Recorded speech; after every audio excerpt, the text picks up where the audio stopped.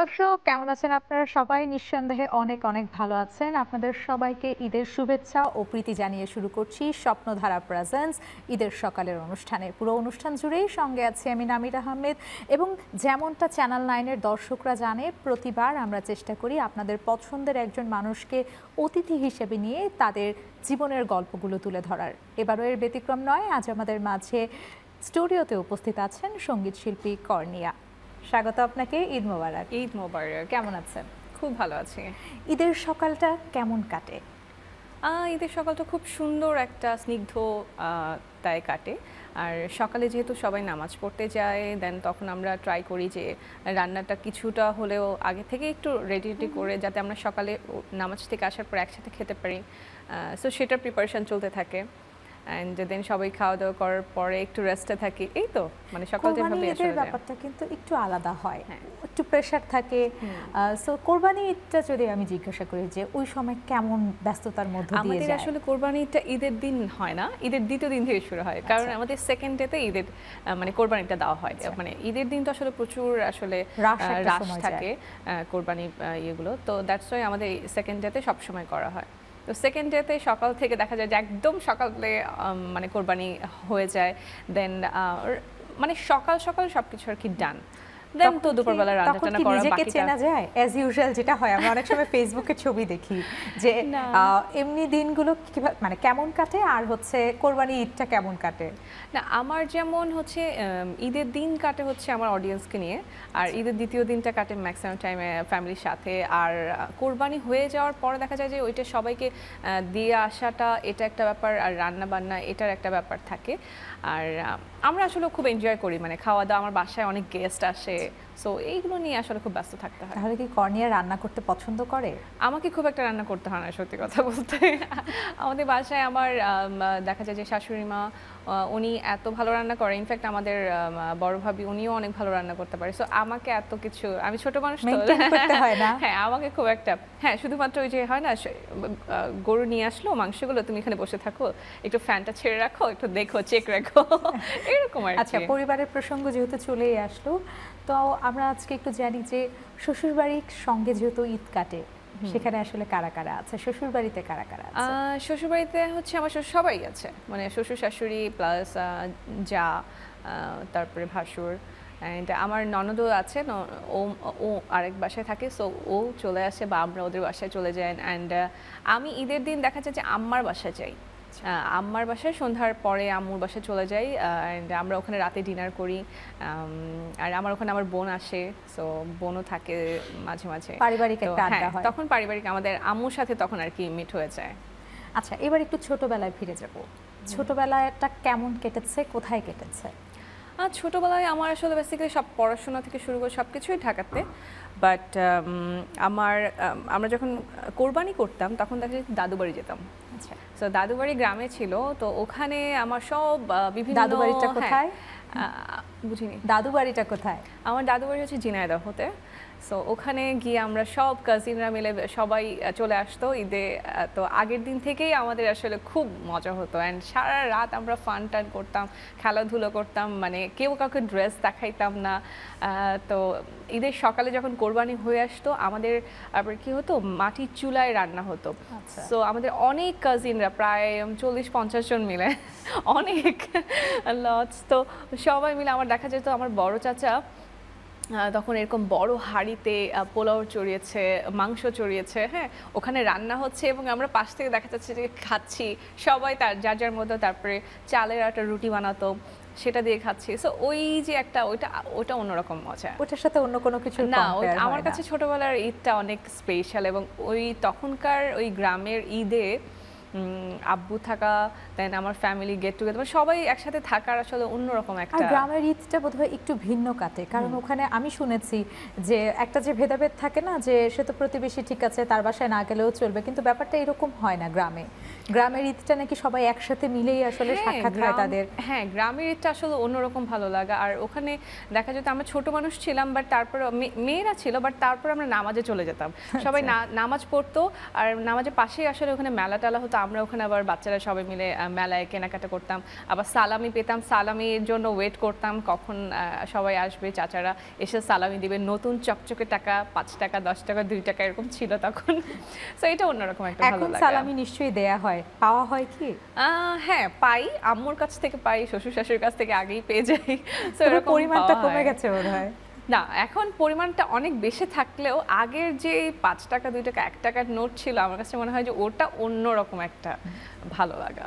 আচ্ছা, এবার একটু আপনার প্রফেশনাল লাইফ সম্পর্কে আমি শুনবো, যে গানের শুরুটা আসলে কবে থেকে? ছোটবেলা থেকেই কি আপনি সঙ্গীত শিল্পী হতে চেয়েছিলেন? একদমই না। ছোটবেলায় আসলে ছোটবেলা থেকে গান শিখেছি, আম্মুর কাছ থেকে প্রথমে শিখেছি, আম্মু আমাকে শেখাতো। দেন আমার প্রথম টিচার রেখেছিল টিটো শিহাব স্যার, উনি এয়ারফোর্সে জব করতেন, তো ওনার কাছ থেকে আসলে ম্যাক্সিমাম আমার শেখা। দেন আমি ছায়ানটে শিখি, ছায়ানটের পরে আমি আরও অনেক জায়গায় শিখেছি, ইনফ্যাক্ট আমি কলকাতায় শিখেছি অনলাইনে, এরকম আর কি অনেক জায়গায় আমি কোর্স করেছি, এরকম কিছু ভয়েস কোর্স। কিন্তু মানে প্রফেশনালি আপনি সঙ্গীত শিল্পী হবেন, এটা আসলে কখন মাথায় এসেছে? এটা কখনো ইচ্ছা ছিল না সত্যি কথা বলতে। আমি যখন কলেজে স্টার্ট করব আর কি চিন্তা করলাম, তো স্টার্ট করার সময় হ্যাঁ কলেজ থেকেই আমি দেখা যেত যে বিভিন্ন ফাংশনে টুকটাক গান করতাম, তো ওখান থেকে মিউজিশিয়ানরা আমাকে নোট ডাউন করতো যে তুমি তো গান করতে পারো প্রফেশনালি আর কি, তুমি যদি চাও। তো আম্মু আমাকে দিত না, যে দরকার নেই, বাঙালি ভাষায় যা হয়, হ্যাঁ মানে দরকার নেই, পড়াশোনা আগেটা করো তারপরে। অ্যান্ড ইনফ্যাক্ট আমার কলেজের যে প্রিন্সিপাল চেয়ারম্যান স্যার ছিল উনি নিজেও আমাকে বলতো নাও করনিয়া, তুমি আগে পড়াশোনা কমপ্লিট করো, দেন তারপরে আমি পড়াশোনাটা কমপ্লিট করার পরপরই আমাকে দেখা যাচ্ছে যে ইউনিভার্সিটিতে, সো ইউনিভার্সিটির সাথে সাথে যদি একটা প্রফেশন থাকে দেখা যায় যে ভালো হয়, তখন থেকে আর কি টুকটাক আর কি শো করা স্টার্ট হয়। তো শো করা স্টার্ট হওয়ার পরেও দেখা গেছে যে যখন 2012-এ মানে 2012-তে 12-র দিকে দেখা গেছে যে পাওয়ার ভয়েস আসে চ্যানেল 9-এর। সো চ্যানেল 9-এ পাওয়ার ভয়েস আসার পরে আমি এখানে আসলে চলে আসি, হ্যাঁ পার্টিসিপেট করি। এরপরে তো আস্তে আস্তে করে 1 by 1 রান করার পরে দেখা যাচ্ছে ভালো করছি, দেন ফার্স্ট রানার আপ হলাম, অ্যান্ড সবাই আমাকে টুকটাক চেনা শুরু করলো, তারপরে শোজ আরও তখন বেড়ে গেল আর কি। আচ্ছা, ফার্স্ট রানার আপ হলেন, তখন তো বয়সটাও কম, তখন মানে ওই ফিলটা কি ছিল, ওই অনুভূতিটা আসলে কেমন ছিল, বুঝতে পেরেছিলেন? মানে অনেকে বলে আমি তো বুঝতে পারার আগেই আসলে সেলিব্রিটি হয়ে যাই বা মানুষ আমাকে চেনা শুরু করেছে, এমন। আমি আসলে বুঝি নাই, মানে আমি আসলে টুকটাক গান করতাম যেটা আগে বললাম, কিন্তু আমার একটা ব্যাপার হয়েছিল যে ভয়টা কেটে গিয়েছিল। তো পাওয়ার ভয়েসে আসার পরে এটা হয়েছিল, যেমন আমি ক্লোজ আপেও একবার অডিশন দিয়েছিলাম, সেরা কণ্ঠে দিয়েছিলাম, সো ওখানে ফার্স্ট সেকেন্ড রাউন্ডে আউট হয়ে গিয়েছিলাম, কারণ আমি ভয়ে আমার ভয়েস কাঁপতো, মানে আমি গান করতে পারতাম না। তো এখানে আসার পরে যেটা হলো যে আমার ওই ভয়টা ছিল না, যা বলতো আমাকে এইটা গাও ওটা গাও, আমি তখন ধাপ করে গেয়ে ফেলতাম, হ্যাঁ ঠিক আছে ধর হইলে হবো না হইলে, মানে এরকম আর কি ড্যাম প্রফেশনালি নেয়ারও তো কোনো ইচ্ছে ছিল না, তো সেই ভয়ের প্রয়োজনও হয়নি, মানে ভয় পেতে হবে এমনটা মনে হয়নি। রাইট। তারপরে তো যখন একবার যখন ভালো করছি একটা রাউন্ডে, দেন আমরা চিন্তা করলাম যে না এখন তো আরো ভালো করতে হবে, কারণ দর্শক আমাকে দেখছে এখন, তখন আর কি ভালো করে প্র্যাকটিস করা শুরু করলাম। এই আর কি। প্লেব্যাক করার স্বপ্ন সবার থাকে, সো তখন যখন আসলে প্লেব্যাকের অফার আসলো তখন কি ছিল, মানে তখন অনুভূতিটা কি ছিল, বা কখনো ভেবেছিলেন যে এভাবে প্লেব্যাক সিঙ্গিং করবেন? কারণ একটা সিঙ্গারের ড্রিম থাকে হচ্ছে প্লেব্যাক করবে। অবশ্যই এটা প্রত্যেকটা আর্টিস্টেরই, শিল্পীদের আর কি খুব ইচ্ছে যে প্লেব্যাক করবে। তো আমি আসলে খুবই লাকিলি পাওয়ার ভয়েসে থাকাকালীনই আসলে একটা প্লেব্যাকে চান্স পেয়ে যাই। তখনই আমাদের সঙ্গে জাজেস ছিলেন হচ্ছে ইমন সাহা স্যার। সো স্যার ওই মুহূর্তে একটা ফিল্মের কাজ হচ্ছিল, তো উনি চিন্তা করেছিল যে পাওয়ার ভয়েস থেকে সে ভয়েস নেবে। তো আমি ওখানে আবার একটা অডিশন ছিল, আচ্ছা সো ওখানে অডিশন হওয়ার পর আমি তো চিন্তা করছি ধুর আমি তো এখানে জীবনও হব না, কারণ আমি তখন গান করি হচ্ছে পপ টাইপের, রক টাইপের বা ইংলিশ নাম্বার এরকম টাইপের গান করি। তো এই রোমান্টিক গান আমাকে দিয়ে হয়তো বা আমাকে করবে না, কারণ এর থেকে আমার থেকে আরও বেটার কিছু আর্টিস্টরা ছিল, বাট কীভাবে জানি আমি সিলেক্টেড হয়ে গেলাম। দেন আমি ভয়েস দিলাম, আমার সাথে রাজু ছিল পাওয়ার ভয়েসেরই, সো আমরা দুজন একসাথে কাজ করা শুরু করলাম, এই যে আমাদের স্টার্ট হলো প্লেব্যাকের। চমৎকার, আরও গল্প শুনবো, তবে এখন সময় হয়েছে একটি বিরতির। শিওর। দর্শক, গল্পে আড্ডায় সময় হয়ে গেছে ছোট্ট একটি বিরতির, কোথাও যাবেন না, চোখ রাখবেন স্বপ্নধারা প্রেজেন্টস ঈদের সকালে।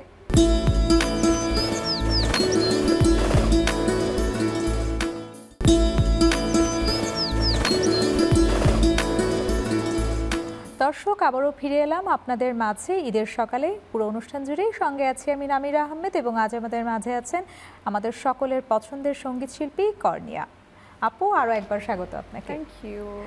বিরতির আগে তো আমরা গল্প করছিলাম যে প্লেব্যাক নিয়ে, তারপর যদি এখন একটু জানতে চাই যে কোন গানটা প্লেব্যাক করার পর আপনার মনে হয়েছে যে না এবার হয়তো আমি কর্নিয়া হয়ে উঠেছি, মানে থাকে না আত্মতৃপ্তির একটা ব্যাপার। বেশ অনেকগুলো ফিল্মে আসলে গান করা হয়েছে, বাট তার মধ্যে লাস্ট আমি করেছিলাম কাগজ ফিল্মের একটি টাইটেল ট্র্যাক প্লাস ওখানে আরেকটা গান ছিল, দুটো গান করার চান্স পেয়েছিলাম, আইসক্রিম। সো ওটা আমি রিসেন্টলি আর কি চ্যানেল আই মিউজিক অ্যাওয়ার্ডে আর কি শ্রেষ্ঠ শিল্পী হিসেবে উইন করেছি। সো এটা অনেক স্পেশাল। প্লাস এবার ঈদে টগর ফিল্মের একটি গান বের হলো, আইটেম একটা সং, যেখানে ফিল্মে আমরা সবাই জানি পূজা চেরি এবং আদর আজাদ আছেন। সো আরেকবার বলি, হ্যাঁ যাই। সো এবার যে ফিল্মটা আসলো টগর, তো ওখানে আর কি একটা গান করার সুযোগ পেয়েছি পূজা চেরি এবং আদর আজাদ যারা অভিনীত। আর আমার গানটির নাম হচ্ছিল 100% দেশি, একটা খুব সুন্দর একটা নাম। সো রনক ভাইয়ের আসলে লেখা ছিল, প্রডিউসারও রনক ভাই। সো ওনার ফিল্মে গান করার সুযোগ হয়েছে। তো এটা একটা খুব মজার একটা গান, তো এটা সবাই খুব পছন্দ করেছে। এবার যেহেতু এই ঈদে এসেছে তো ফিল্মটা দেখার খুব ইচ্ছা, হলে গিয়ে সবাই কিভাবে সাড়া ফেলছে আমার গানটা শোনার পর, এটা আসলে অন্যরকম একটা। আচ্ছা, এই ঈদে যেহেতু গানটি রিলিজ হয়েই গিয়েছে এবং আপনাকেও আমরা পাশে পেয়েছি আজ, তো গান না শুনলেই না, দুলান যদি আমাদের দর্শকদের উদ্দেশ্যে একটু আপনি শোনাতেন। খুব রিদমিক একটি গান, সো ট্রাই করছি আর কি, আজকেই প্রথম করবো এরকম একটা ব্যাপার। লোকানে জিনিস লোকানে ফিলিংস একেবারে করা, বিদেশি মাল পুরোই ভেজাল পড়ে যাবে ধরা। আমার কাছে প্রেমের আদর সোহাগের রঙিন চাদর, যা কিছু তারে রঙর পাবি বেশি বেশি। বিদেশি নই রে আমি চিজ পুরোই 100% দেশি, বিদেশি নই রে আমি চিজ পুরোই 100% দেশি। Like this. চমৎকার, খুবই ফানি, মজার। আচ্ছা, এত এত প্লেব্যাক করা হলো, তো কখনো কি বকা খেয়েছেন প্লেব্যাক করতে গিয়ে? না, বকা কেন দিবে? না, অনেক সময় হয় না যে অনেকবার টেক দিতে হচ্ছে, এরকম আমি অনেকের গল্প শুনেছি যে এরকম হয়েছে যে তুমি হয়তো এর চেয়ে বেটার পারো কিন্তু সেটা হচ্ছে না, এরকম হয়েছে। হ্যাঁ, মাঝে মাঝে কিন্তু মুডের উপর ডিপেন্ড করে, কারণ হয়তো আজকে আমার মন খারাপ, বাট আমাকে একটা খুব হয় না চটকা গান গেতে হবে। সো মানে এইটা মুডের উপর অনেক সময় দেখা যায় যে ঝামেলা হয়ে যায়, বাট তারপরও ট্রাই করি যতটুকু ভালো করার। আবার অনেক সময় গলাও খারাপ থাকে, তখনও দেখা যায় যে হুট করে একটা গান এসে গেছে, কি করব, গেতে হয়। বাট আমি বলি কি যে যখন আমি আজকে গাওয়ার পর যদি ভালো না লাগে তাহলে আমি আবার টেক দিব, বাট ভালো হইতে হবে। আমার কথা এটা যে আমি 100 বার এসে টেক দিব, কোনো সমস্যা নেই, বাট গানটা ভালো হতে হবে। বাহ। এখন একটু আবার ঈদ প্রসঙ্গে চলে যাব, সেটা হচ্ছে ঈদকে ঘিরে সবার মধ্যে একটা অন্যরকম মানে কি বলবো আমেজ কাজ করে। তো ঈদের জন্য কি শপিং করা হয় না? এখন যেটা হয়েছে যে নতুন কাপড় পরতে পরতে বিভিন্ন প্রোগ্রামে এখন আর ইচ্ছে হয় না, কোনটা? Kind of. আমার কাছে এখন মনে হয় ঈদের দিন আমি অনেক আগে যেমন খুব গর্জিয়াস ড্রেসগুলো পরতে খুব ভালো লাগতো, বাট এখন ঈদের দিন মনে হয় যে খুব কটনের মধ্যে খুব সুন্দর একটা মানে দেখতে খুব সুইট একটা ড্রেস পরি, মানে খুব মানে আমার কাছে ভালোই লাগে না। মনে হয় ঈদের দিনটা আমি আমার নর্মাল থাকবো, ঠিক আছে। অন্যান্য দিন দেখা ঈদের আগে থেকে যেহেতু আমাদের বিভিন্ন শুটিং চলতে থাকে, তো অনেক সময় দেখা যায় ঈদের ড্রেসও পরে ফেলি এর মাঝখানে, বাট ঈদের দিন আমার কাছে মনে হয় যে আমি খুব নিজেকে অনেক সিম্পল রাখতে পছন্দ করি। আচ্ছা, আরও গল্প করব, তবে এখন সময় হয়ে গেছে আরেকটি ছোট্ট বিরতি। দর্শক, গল্পে আড্ডায় আবারও সময় হয়ে গেল আরেকটি ছোট্ট বিরতির। কোথাও যাবেন না, চোখ রাখবেন ঈদের সকালে।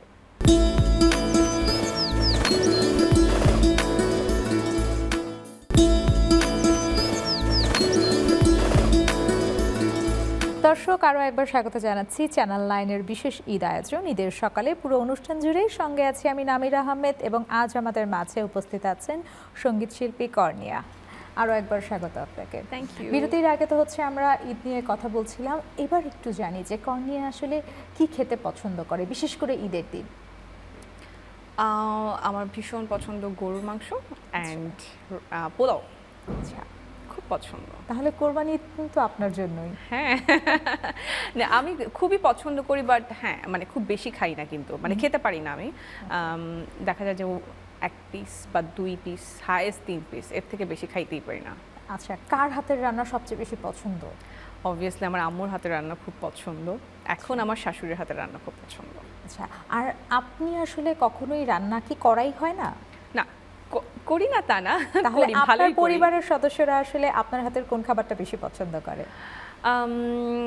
আমার পরিবারের সবাই আসলে আমি যেমন খুব বেশি রান্না করতে পারি না, তারপরেও গরুর মাংসটা সবাই খুব পছন্দ করে। আবার মাছের মাঝে মাঝে একটু কারি করি, ঝাল করি, তো এটাও সবাই খুব পছন্দ করে। মাঝে মাঝে বলে যে তুমি একটু রান্না করবা এটা, So, আচ্ছা। তখন করি। এতগুলো অনুষ্ঠান করেছেন আপনি দেশে দেশের বাহিরে, কোনো ঈদ কি দেশের বাহিরে কাটানো হয়েছে বা পরিবারবিহীন কাটানো হয়েছে? না, এটা কখনোই না। মানে আমি কখনোই বাংলাদেশের বাইরে এখন পর্যন্ত আর কি ঈদ বা কোনো যেমন ফেস্টিভ্যাল? না কোনো, যেমন এবছরই আমি পহেলা বৈশাখের অনুষ্ঠান করেছি কানাডাতে। তো সেটাও হচ্ছে পহেলা বৈশাখটা হয়ে যাওয়ার পরপরই আর কি ওদের ওখানে কানাডাতে প্রোগ্রাম ছিল। সো ওখানে আমার ফেস্টিভ করেছি, বাট ফ্যামিলির সাথে আগে করে তারপরে এখানে করেছি। বাহ, চমৎকার! কোনো মজার অভিজ্ঞতা? আমি একবার গত বছর গিয়েছিলাম সাউথ কোরিয়াতে, সেটা কথা বলবো কারণ ওইটাতে আমার প্রথম যাওয়া, এবং আমি আমার মিউজিশিয়ান সহ গিয়েছিলাম কর্নিয়াস গ্যাংদেরকে নিয়ে। তো ওখানে একটা সরকারি প্রোগ্রাম ছিল। একটা মজার ব্যাপার ছিল, ওখানে হচ্ছে অনেক বিভিন্ন দেশের বিভিন্ন আর্টিস্টরা এসে গান করছিল। সবাই আসলে ট্র্যাকে গান করছিল, বাট আমি শুধুমাত্র বাংলাদেশের পক্ষ থেকে মিউজিশিয়ান সহকারে লাইভ পারফর্ম করেছি আমরা স্টেজে। তো সেখানে যখন আমি পারফর্ম করি, একটা মজার ব্যাপার ছিল যে আমাদের ফ্ল্যাগ উঠিয়ে রাখা হয়েছিল, আমাদের দেশের ফ্ল্যাগ, প্লাস আমি চেষ্টা করেছিলাম আমার ড্রেস আপটাও একটু আমাদের দেশীয় কিছু রাখার জন্য। কি পড়েছিলেন? আমি হচ্ছে এটাই আমি বলছিলাম, আমি চেষ্টা করেছিলাম যে আমি কখনো শাড়ি পরি না খুব একটা স্টেজে, তো ওখানে আমি জামদানি শাড়িটা পরি, অ্যান্ড স্পেশালি জামদানিটাকে একটু গর্জিয়াস করে আমি পরেছিলাম, একটু ওয়েস্টার্ন আকারে পরেছিলাম, আমি জিন্স পরে উপরে একটু যে শাড়িটাকে পরালো। সো ওটা একটা ডিফারেন্ট লুক ছিল, প্লাস আমার যখন আমি স্টেজে গান করছিলাম অ্যান্ড লাইভ যেহেতু বলছিলাম, তো স্টেজে গান করার পরে আমি যখন জাস্ট নামলাম, তখন বিভিন্ন কান্ট্রির মানে যারা আর্টিস্টরা বা মিউজিশিয়ান যারা ছিল সবাই এসে বলছে উনি এত দুর্দান্ত পারফর্ম কিভাবে করলো, মানে তারা খুব এনজয় করেছে, যদিও আমাদের ভাষাটা বুঝতে পারেনি, বাট তারা মানে আমাকে খুব অ্যাপ্রিশিয়েট তাদের ওই করেছে। ব্যাপারটা বোঝা যাচ্ছিল যে দে আর এনজয়িং। হ্যাঁ, বলছে যে এত পাওয়ারফুল একটা ভয়েস, মানে অডিয়েন্সকে মাতিয়ে ফেলছে, সো এরকম একটা ব্যাপার ছিল। তো আমার কাছে ওইটা খুব ভালো লেগেছে, সবাই এসে আমার সঙ্গে ছবি তুলছে এরপরে, অ্যান্ড সবাই অ্যাপ্রিশিয়েট করছে, এটা অনেক ভালো লেগেছে। যারা লাইভ প্রোগ্রামগুলো করে তারা তো ইনস্ট্যান্ট দর্শকদের সাথে একটা কানেকশন তাদের তৈরি হয়। হ্যাঁ, একদম। হ্যাঁ, এই যে দর্শক আপনাকে পছন্দ করছে, দর্শক আপনাকে হয়তো আপনার নাম ধরে ধরে, যেটা আমরা অ্যাজ ইউজুয়াল দেখি লাইভ প্রোগ্রামে, নাম ধরে ধরে বলে, অনেক সময় গানের ডিমান্ড থাকে, এই ব্যাপারগুলো মানে কেমন লাগে? হ্যাঁ, এটা তো অবশ্যই খুব ভালো লাগার, এবং ওইটাতে সাউথ কোরিয়াতে ওইটাও হচ্ছিল, কর্নিয়া কর্নিয়া বলে সবাই পেছন থেকে চিল্লাচ্ছে, মানে পেছন থেকে এরকম রক দ্য স্টেজ, কর্নিয়া অনেক ভালো হচ্ছে, এরকম এরকম করে খুব ভালো লাগছিল আর কি। যাহ, চমৎকার! গল্পে আড্ডায় অনুষ্ঠানের কিন্তু একেবারেই শেষ পর্যায়ে চলে এসেছি, তবে একটা কথা, একটা বিষয় সম্পর্কে জানতেই চাই, সেটা হচ্ছে কর্নিয়ার ভবিষ্যৎ পরিকল্পনা কি? কর্নিয়ার ভবিষ্যৎ পরিকল্পনা যদি বলি, মানে আমি সবসময় আগামীকাল কি করব সেটাও একটু চিন্তা করি, যে সেটাও মিউজিক কেন্দ্রিক হয়ে থাকে নর্মালি, অ্যান্ড আমার খুব ইচ্ছা যে আমি আমার ইউটিউব চ্যানেলটা যেহেতু 2020-তে স্টার্ট করেছি, তো ওখানে হয় না যে অনেক সময় আমার অডিয়েন্সটা মনে করে যে আমি মনে হয় সবসময় রিদমিক গান, সবসময় নাচের গানই করি, বাট এখন আমি আসলে একটু ডিফারেন্ট নিজেকে প্রেজেন্ট করা স্টার্ট করেছি, যেমন রবীন্দ্রসঙ্গীত আমার খুব ভালো লাগে, নজরুল সঙ্গীত, ফোক গান, অ্যান্ড সফট কিছু গান, সেটা হতে পারে দেশীয় বা দেশের বাইরে। তো সব ধরনের গান করার আসলে স্কোপ আছে যেহেতু, তো আমার ইউটিউব চ্যানেলে সেগুলো আমি আপলোড করছি, অ্যান্ড সবাই সেটাকে অ্যাপ্রিশিয়েট করছে। এবার যেমন আমি একটা রবীন্দ্রসঙ্গীত করেছিলাম, সো এই রবীন্দ্রসঙ্গীতটা করার পর যে সবাই এত পছন্দ করবে আমি ভাবতেই পারিনি অ্যান্ড সেটার জন্য আমাকে অনেক বড় বড় গুণীজন আর্টিস্ট যারা আছেন তারাও আমাকে অ্যাপ্রিসিয়েট করেছে। সো এটা অনেক ভালো লেগেছে, আমার অনেক ভালো লাগে। আচ্ছা আপু, আপনার পড়াশোনা সম্পর্কে একটু জানবো, যেহেতু আপনি শুরুতেই বলেছেন যে সঙ্গীত শিল্পী হবার ইচ্ছা আপনার ছিল না, তো পড়াশোনাটা আসলে কিসের উপর ছিল? আমি আসলে পড়াশোনা করেছি হচ্ছে কমার্স থেকে, কারণ আমি যেহেতু মিউজিক করতাম তো সায়েন্স পেয়েছিলাম, বাট সায়েন্সে আমি পড়িনি কারণ সায়েন্সে অনেক পড়াশোনা করতে হয়। তো কমার্সে আম্মু আমাকে পড়িয়েছে, কারণ এখানেও আবার একটা ব্যাপার আছে যে আমার টিচারদের সাথে কথা বলে যে যেহেতু কর্নিয়া আমাকে সবাই আমার স্কুলের সবাই শাহিনে, আমি ঢাকা শাহিনে পড়াশোনা করেছি।